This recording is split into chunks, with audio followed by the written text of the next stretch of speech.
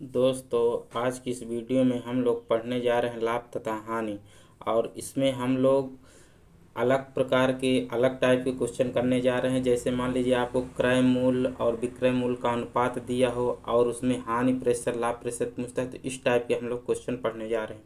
तो आइए देखते हैं। आपका पहला क्वेश्चन है, एक वस्तु का क्रय मूल्य तथा विक्रय मूल्य का अनुपात 5:4 का है तो हानि प्रतिशत ज्ञात कीजिए।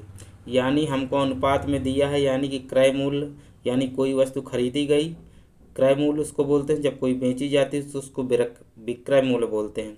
दोस्तों, अगर आपको क्रय मूल्य और विक्रय मूल्य के पहचानने में आपको कन्फ्यूजिंग होती हो तो हमने एक वीडियो अपलोड किया है जिसमें क्रय मूल्य और विक्रय मूल्य को बहुत विस्तार पूर्वक बताए हैं। उसकी डिफिनेशन के अनुसार पर हर चीज़ें बताई गई हैं। तो उस वीडियो का हम लोग लिंक इस वीडियो में नीचे दे देंगे, तो आप लोग उसको देखकर क्रय मूल्य और विक्रय मूल्य किसको कहते हैं, कैसे ये निकलता है, इसका शॉर्ट फॉर्म क्या होता है, एसपी क्या होता है, उसके बारे में सब चीज़ डिटेल में बताई गई, तो आप देख लीजिएगा।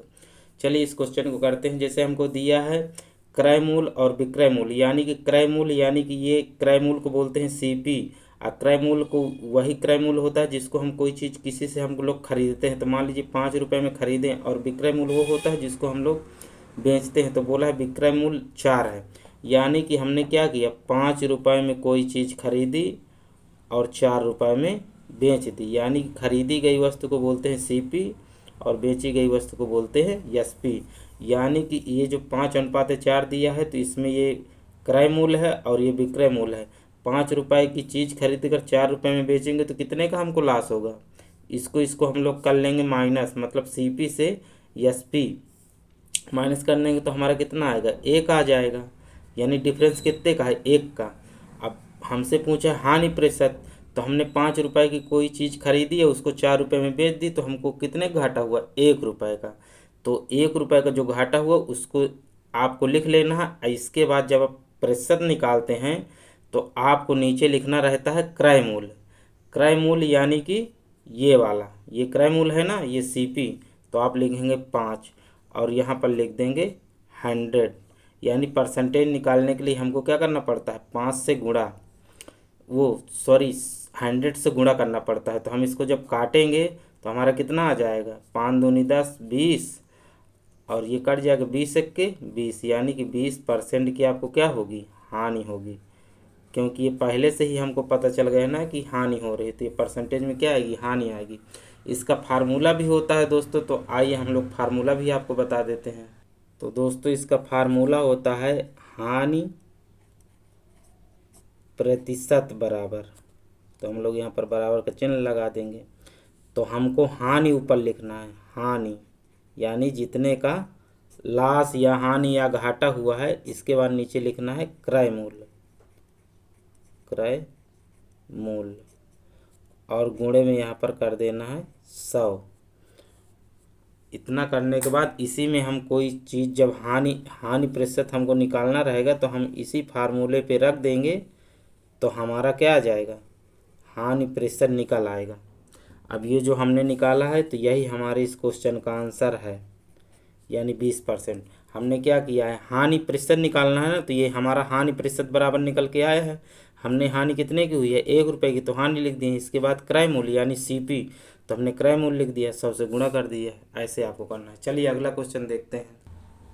अगला सवाल है दोस्तों, किसी वस्तु का क्रय मूल्य तथा विक्रय मूल्य का अनुपात 5:7 है तो वस्तु का हानि अथवा लाभ प्रतिशत ज्ञात कीजिए। अब ये हमको डिसाइड करना, हम देखेंगे कि हमारा हानि आता है कि लाभ आता है। इसमें हानि लाभ दोनों दिया है कि जो निकले आप वो बताइए।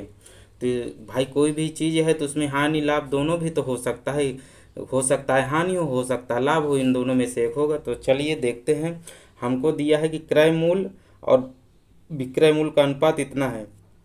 दोस्तों, जब कोई वस्तु का मतलब क्रय मूल्य और विक्रय मूल्य में विक्रय मूल्य ज़्यादा होगा तो हमेशा आपको लाभ होगा।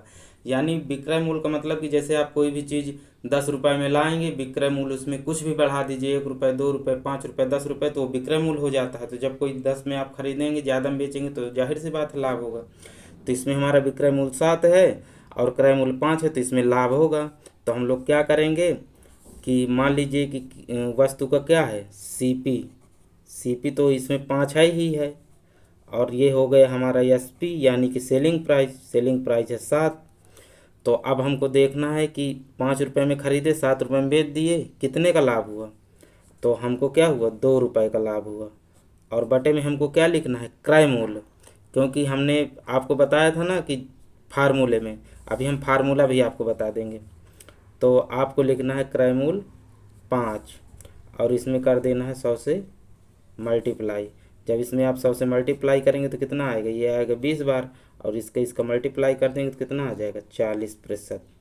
ये हो गया आपका लाभ, और यही आपका हो जाएगा दोस्तों आंसर। चलिए इसका आपको फार्मूला बता देते हैं। फार्मूला होता है लाभ प्रतिशत बराबर लाभ बटे में क्रय मूल्य।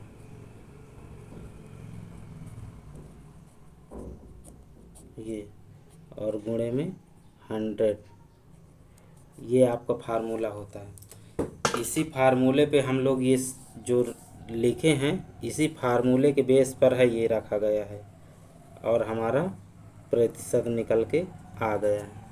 ऐसे आपको निकालना है, जो भी क्वेश्चन रहेगा उसमें प्रतिशत, चाहे वो अनुपात में हो चाहे बिना अनुपात में, फार्मूला आपका यही लगेगा। यानी लाभ निकालना है तो देखना है कि लाभ है तो लाभ आपको ऊपर लिख देना है, क्रय मूल्य नीचे, और 100 से गुणा कर देना। प्रतिशत निकालने के लिए हमेशा 100 से गुणा किया जाता है।